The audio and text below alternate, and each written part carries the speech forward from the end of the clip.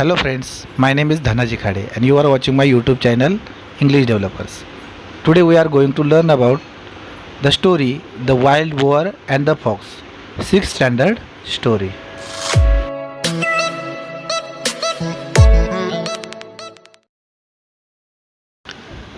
आज आपण the wild boar and the fox ही स्टोरी पाहणार आहोत.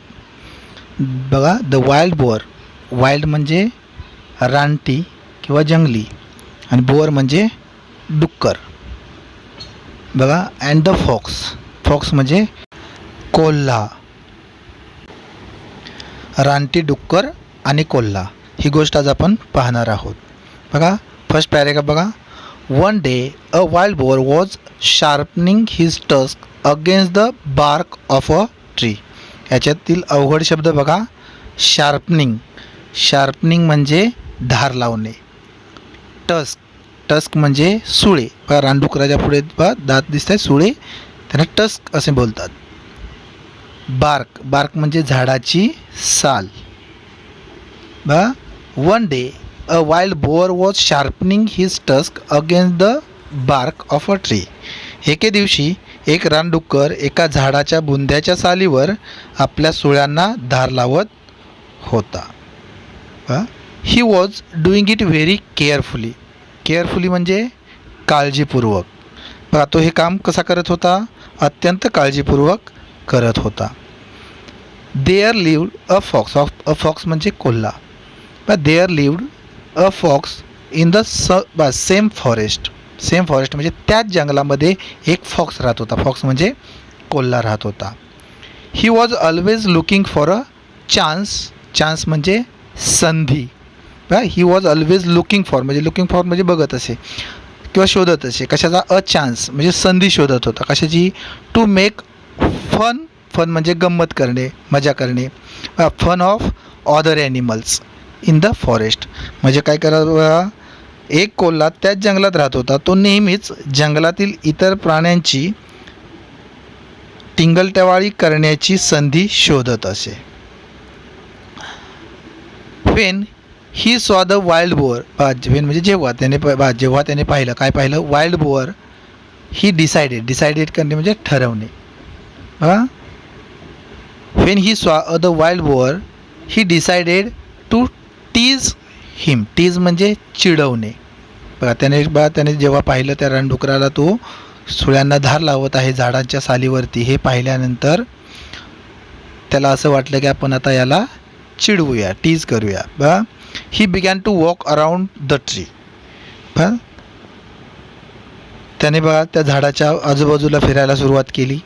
ही decided to tease him. He began to walk around the tree म्हणजे त्या झाडाच्या आजूबाजूला फिरायला सुरुवात केली. Looking left and right. Left म्हणजे डावी बाजू, राईट म्हणजे उजवी बाजू. And up and down. Up म्हणजे वरती, अँड डाऊन म्हणजे खालती. He began to walk around the trees looking left and right and up and down. म्हणजेच बघा, त्याने त्या रानडुकराला पाहिले तेव्हा त्याने चिडवायचे ठरवले. डावीकडून उजवीकडे आणि वर आणि खाली पाहत तो त्या झाडाच्या अवतीभोवती फिरू लागला. तो he also began to act as if he was really scared. Scared म्हणजे घाबरलेला. त्याने जणू काही आपण खूप घाबरलेलो आहोत असं त्या रानडुकराला दाखवलं. But the boar did not pay any attention. Attention म्हणजे लक्ष देणे. But the boar did not pay any attention to him. परंतु त्या रानडुकराने त्याच्याकडे अजिबात लक्ष दिलं नाही. त्याने कसलंच लक्ष दिलं नाही. He kept right on with his work. म्हणजे तो जे काम करत होता तो काम करतच राहिला. त्याच्याकडे त्याने अजिबात लक्ष दिलं नाही आणि आपले काम तो करतच राहिला. ॲट लास्ट, आणि शेवटी काय झालं बघा. At last the fox said with a grin. Grin म्हणजेच बघा उपहासाने. ग्रीन म्हणजे उपहासाने. तो कोल्हाच किंवा हसून तो कोल्हाच त्याला काय बोलला? Why are you doing that? Why are you doing that? तू हे का करीत आहेस?